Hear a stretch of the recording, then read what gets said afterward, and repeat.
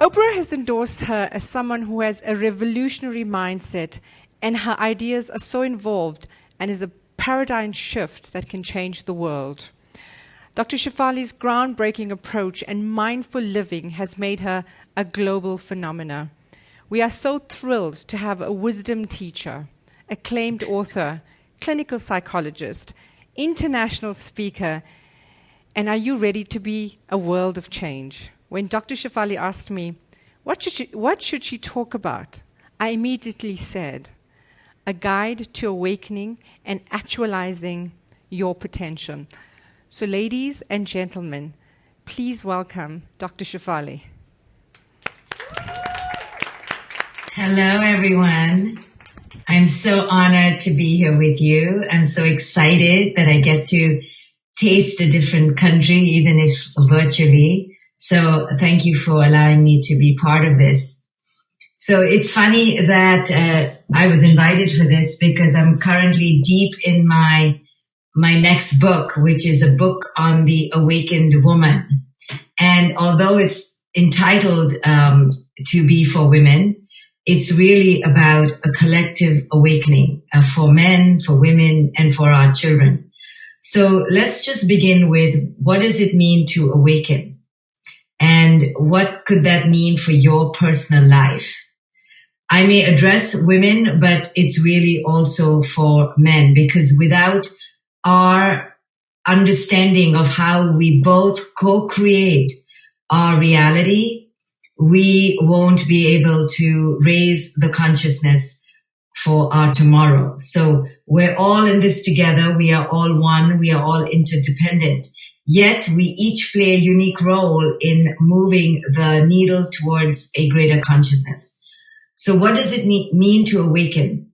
To awaken in a very succinct way means to begin to see things as they really are. Why do we need to even see things as they really are? Isn't it obvious that we see things as they are? So in wisdom teachings, they talk about this. The Buddha talked about this 2,500 years ago. Why? Why are we humans unable to see things as they really are? Well, because of our conditioning, how we've been conditioned, the way we've been raised as children, massages and manipulates and controls our belief systems, our thought processes in such a way that it begins to blind us. It begins to create veils in front of our eyes, in front of our consciousness, so much so that we literally live delusional. We literally believe that somebody else of a different religion is not a good person. That is the power of conditioning and how it obscures our capacity to see things as they really are. We really see a person of a different skin color as the enemy. We really see somebody of another gender as an object or as somebody who can be subservient to us. We really see our children as lesser than. And we pass on shame cycles one generation after the other, and we are living cut off from our worth because we've been conditioned to do so. It is so powerful, this conditioning, that you don't even know you're conditioned, right? A racist person doesn't know they're racist. A sexist person doesn't know they're sexist. They are conditioned in such an indelible way that they cannot, and we cannot tell them who it is they are. So it is with you and me. I lived many years of my life asleep till I began to wake up.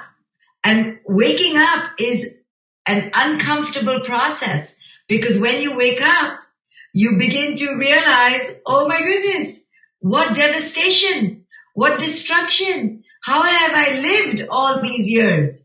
So awakening is what I refer to as being in the fog. And when we are in this fog, we cannot see reality clearly. And not seeing reality clearly means that we live our life mainly in fear. Fear of what? Fear of rejection, fear of failure, fear of ostracism, loneliness, unworthiness, or actual abuse. Fear, is the mask that we have to put on in childhood because it is given to us on a daily basis. Fear is something that begins to eclipse our soul, but it becomes our language. Because we were raised to be puppeteered by external forces under the tutelage of fear, then our response to that becomes like a robot. I talk about being asleep and being awake. And being asleep is akin to being like a robot, being like a zombie, an automaton, robotically reactive out of fear. And the fear comes from childhood. We were taught fear in a hierarchical, almost oppressive system in childhood. Childhood is designed to oppress our authentic soul, our authentic spirit. In the womb, we are given a prescription list. We are told our name. We are told our last name. Our last name means our family tradition. These traditions begin to bind us from birth. We are given a God to believe in. We are given a set of rules and norms to follow. And if we don't, we are told we are not going to belong. We're told which school to go to, how to go to school, what kind of grades to get, what kind of peer group to join, how to join the peer group, how to dress, how to speak, how to be beautiful, how to be successful, how to be happy. So imagine that. How is a child supposed to find themselves if we're already given a list of mandates that is longer than their body? We're not going to be able to find who it is we are. So what do we do as children? Because we are extremely adaptive, extremely responsive to fear. We so crave our parents' validation. We so crave their love that we begin to shape shift and morph and contour our essence to match that list. You did it and I did it. There isn't a child in the world who has not given up their authentic self for love, for validation, hungry, thirsty, craving to be seen, to be heard, and to be honored for who it is they are. I have been practicing for 25 years now, and as a clinical psychologist, and there is not one 40-year-old, not a 50-year-old I have met that is living authentically. The ones that are living authentically had to do it by a trial through fire. They had to do it through great opposition, rebellion. And those people are still feeling the devastations of that aftermath. Because when you begin to wake up, the people around you are going to be pissed off. Why are they going to be pissed off? Because you're breaking the contract. You're not supposed to wake up. You are supposed to follow the script. And you're supposed to abide by the rules because everybody in your system, in your constellation now counts on you to follow the rules. So when you decide to wake up, they're going to be pissed off. They're going to tell you you are shameful. You are a blasphemy to their system. You are a tragedy. You are a travesty. You are to be ostracized. And just that opposition, like you peek your head out and you're like, maybe I can change. But the minute you get all the mud pies in your face and rotten tomatoes, you run back and you start returning to fear. Because the system is not meant for radical awakening. The system doesn't like people who stop being sheep. The system is set up for you to be a sheep, to follow the others to the slaughterhouse. This is the way culture is set up. You know it. You know it. You do it and you may be like, I'm happy. Fine, because you have trained yourself to be happy within a system. But the real way to awaken is to understand how things really are and to see that there is a bubble called the matrix, which we call life, and all of us are conditioned in the bubble. And until you break out of the bubble, you are in the bubble. And even when you break out of the bubble, you're in just another bubble and another bubble and another bubble till you keep awakening out of the bubble. And then when you're out of the bubble, you're really weird. And you're like, oh my goodness, am I the only one out of this bubble? Because then you begin to see everybody like zombies inside the bubble. And you're like, was I there? Did I live in the bubble? What was I doing in the bubble? So the bubble could include a marriage, which could be abusive. A bubble could include a parent-child dynamic, which could be abusive. A bubble could include a career that you're unhappy in. Bubbles are meant to be burst, but it's so scary to burst the bubble because we fear repercussion from our people. But I'm here to tell you, I lived in my own bubble. I lived in one bubble for 21 years. And then I went for my first meditation retreat when I was almost 22. And at that silent meditation retreat where I sat and meditated for 14 hours a day for 11 days at a stretch, so many ego personas broke in that retreat that I literally thought I was dying. I had palpitations, I had anxiety because I began to shed all my conditionings from childhood. So I was raised as an Indian woman to be very docile and compliant and subservient and to be a good girl.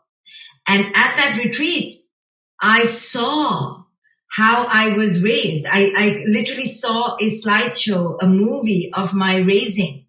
I saw how I learned to be afraid. I saw how the fingers pointed me into submission. I saw how I learned to shut up and discard my true self and leave her on the sidewalk of my childhood. I saw moments after moments of myself just giving up my truth. And in that retreat, it was like that self came back up and the other self came up, and I saw how I had been silenced for so many years. And I began to see that that was not me. That was a conditioning. You know, when you begin to meditate, one of the key things in meditation, and I really recommend meditation as a path to awakening, because you begin to see all your masks, all your personas, and you realize, wow, none of them are me. I'm playing a role. Oh my goodness, I'm playing a role of the good one. And say some of us are rebels, we're playing the role of the rebel. We're playing the role of the wife. We're playing the role of the mother. Roles, roles, roles, roles. We're playing the role of the skinny one. We're playing the role of the fit one. These are things that culture has placed on us that we can get to on our own maybe, but not through the role. We have to get there not through goodness, not through force, but through authenticity, through an awakening. So in meditation, we learn that our thoughts are not our own. We are not our thoughts.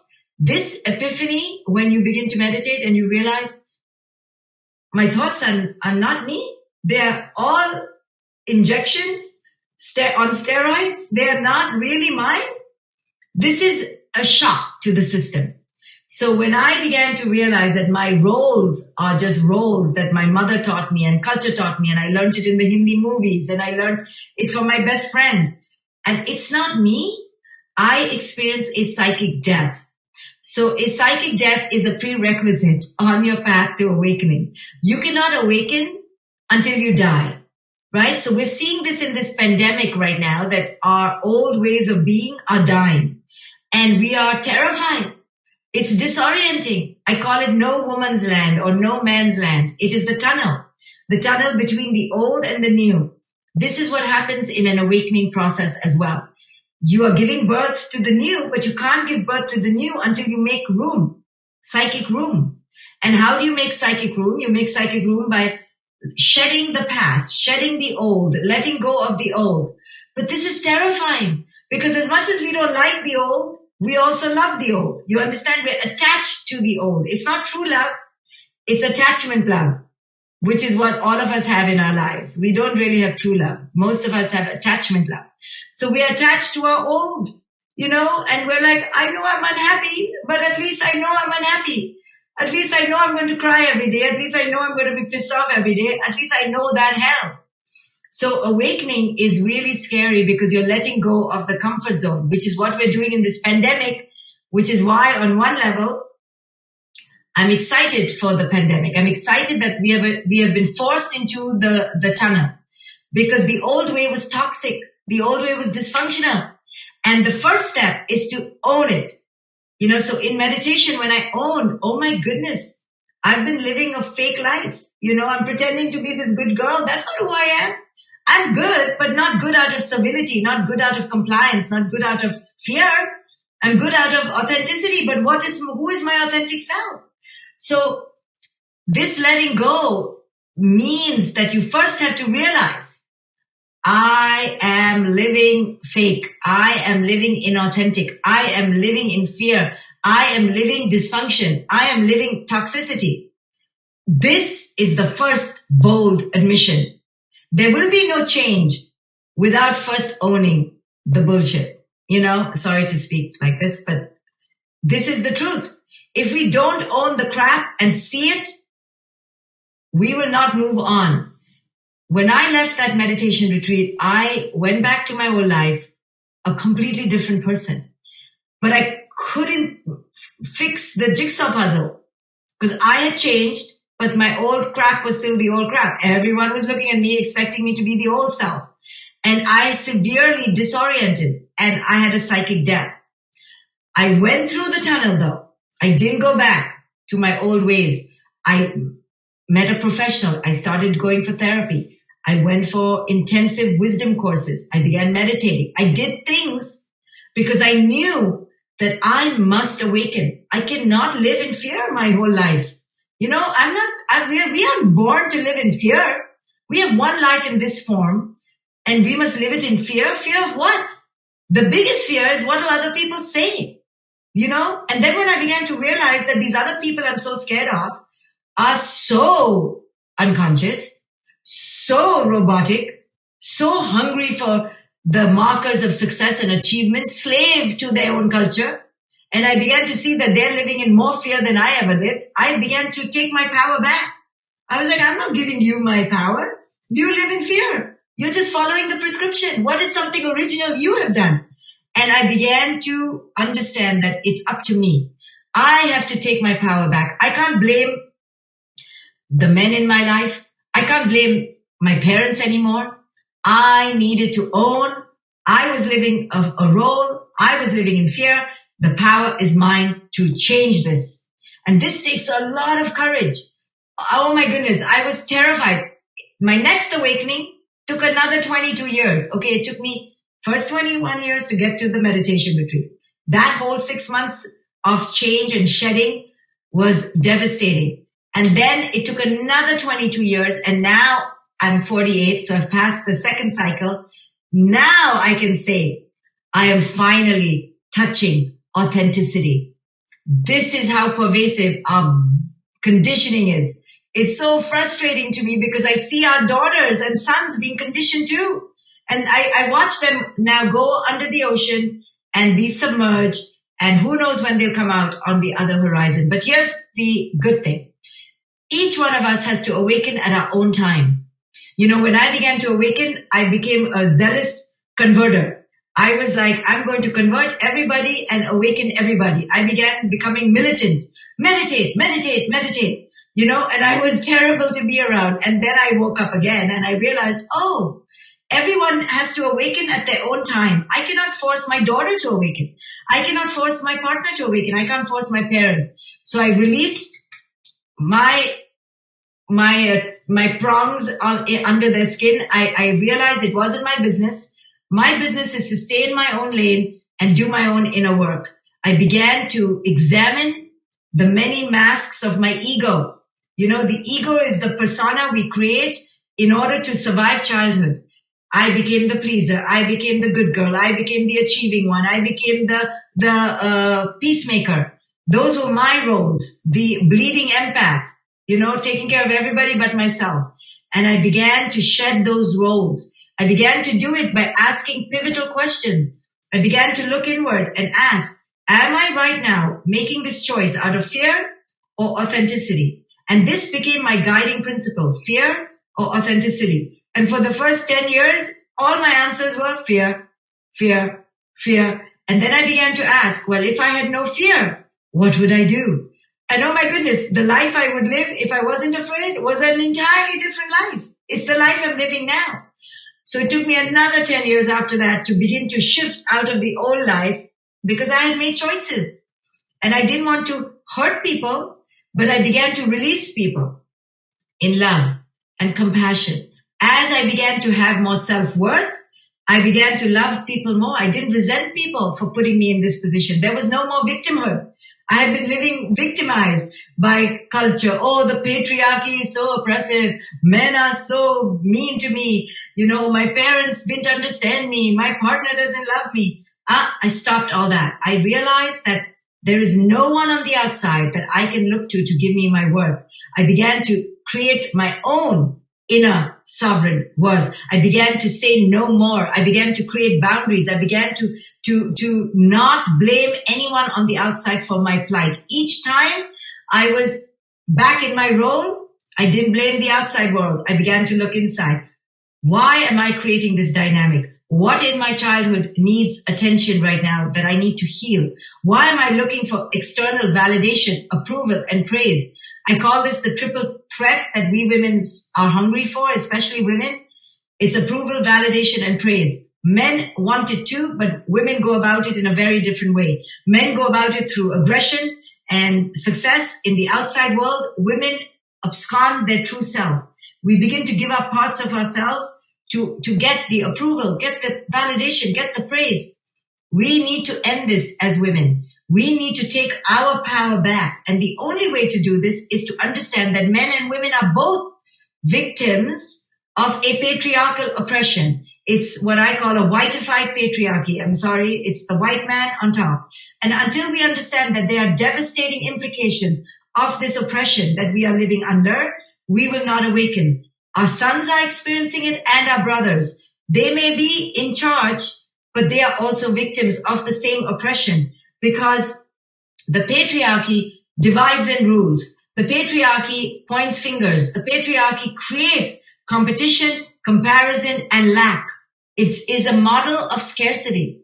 And until we change the patriarchal model, our men are not going to change. The men are feeding and are being fed from the same patriarchy that we are being subjugated by. So it takes both of us to awaken. We need men to see how women have been objectified, how women have been oppressed, how women have been silenced. But we women need to understand that the men are robots too. So if they're oppressing us, it's because they don't know any different. So what is the next level? We women need to join together in a sororal community. We need to stop putting each other down. We need to stop becoming these Barbie dolls, where we are putting other women down. We need to stop using our wealth against each other because the women who are wealthy, they're getting the Botox and they're getting all the different color hair and the hair extensions. And we weaponize beauty and we weaponize our elitism against other women. The more we are in our authentic ordinariness, just not doing our hair and just waking up as we are, we begin to create a democracy amongst ourselves because beauty is the way we have been objectified and we have been compared to each other and we have tortured each other and we need to stop. And another way we need to stop is on how good we are. Who's a better mother? Who's a better wife? We have set up these standards of comparisons against each other. Nobody is more cruel to the other than a woman. So if we women stand up for each other, stop pretending to be perfect, stop pretending to be perfect mothers, stop pretending to like having, men oppress us. When we speak up against this, when we show up for each other through our vulnerability, it's only when we show up in honesty, in transparency, in our deepest pain, that we will create a sororal community, a sorority that is so strong that we will take our power back from the power we gave away. Men didn't take our power as much as also we gave our power away. So men don't know any better. They're asleep too. They were told to be masculine in this way. They did it. They didn't realize it was toxic masculinity. They were taught to ill-treat women. They did it. They watched their fathers. They watched their uncles. That's what they did. So we have to educate our men by educating ourselves from understanding how patriarchy has poisoned us all.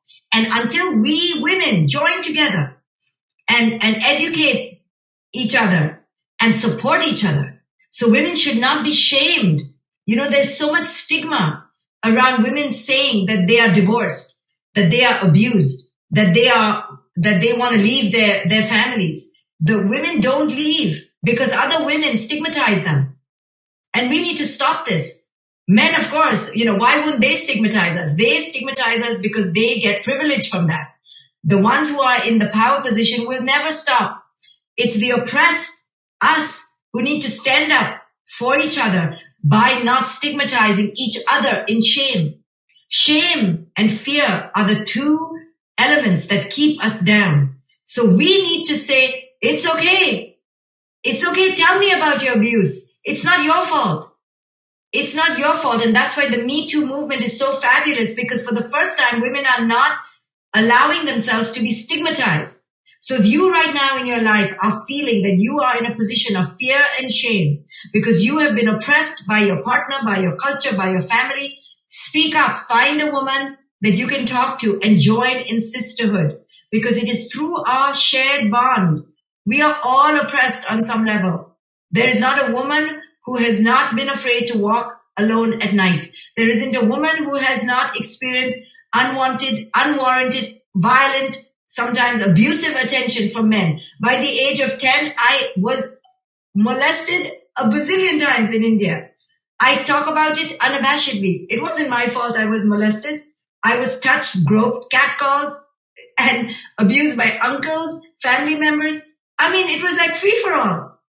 And when I talked about it to my mother, she was like, oh, it's okay, it's okay. Don't say anything. And I am so vehement now against her, but she didn't know any better. She was a robot in her patriarchy too. But now I speak up. I let my daughter know, I let her friends know that if anybody violates your boundaries, you need to show up and speak up. So saying no more is the way we need to begin to change our reality. But the only way we can change our reality is if we're willing to see reality as it is. If we're willing to say no more to what? No more to the abuse, no more to the oppression, no more to the civility. It's only when we dare to call reality as it is, to say, no, this is not okay. No, I'm not okay. I'm not happy. I'm not going to just be a happy little puppet for you. No, even if you begin to speak up to one person, you will begin to pave the path to your liberation. So I'm going to end with a poem that's part of my new book. It'll be coming out next year. I hope you get it. It is called The Time of the Awakened Woman. It is for every human being, but I've particularly addressed it to my sisters. There comes a time in the life of a woman where she discards her old ways like tossed shoes in the garbage, where she shreds her list of shoulds and obligations, and where impossible expectations are burned in an incinerator. There comes a time in the life of a woman where the approval of others, once jewels, now turns to pennies in her sock, where the hunt for another is replaced by a hunt for herself, and where parental tentacles of tradition no longer define her truth.